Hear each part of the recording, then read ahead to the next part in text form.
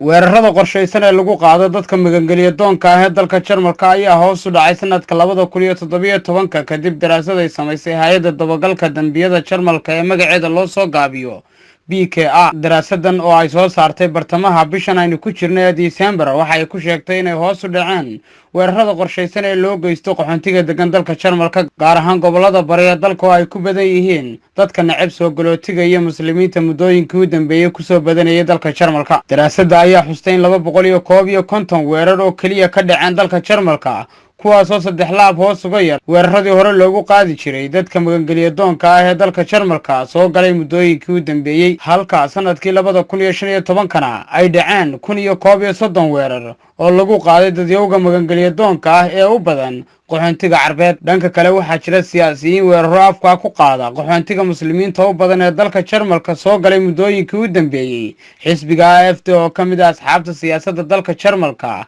ayaa ololihiisii ugu weynaa ee doorashadii dhacday 24 Sebtembar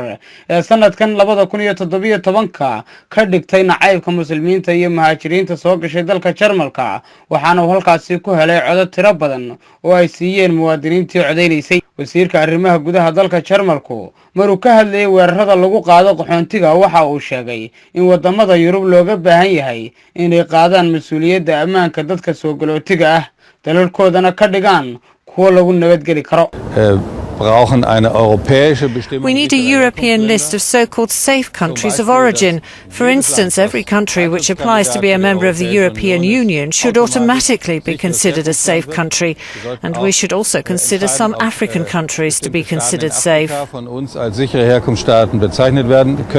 dhibaatooyinka intooda badan waxay ka dhacaan bariga dalka Jarmalka oo ay ku nool yihiin dad badan oo aad uga soo horjeeda siyaasadii Chancellorka Jarmalka Angela Merkel ay xuduudaha ugu furtay dalka si magangeliyo loo siiyo qaxoontiga Carabta u badan ee ka soo haajiray bariga dhexe. Zakariya Sheekh Maxamed Cabdi, magaalada Frankfurt ee wadanka Jarmalka.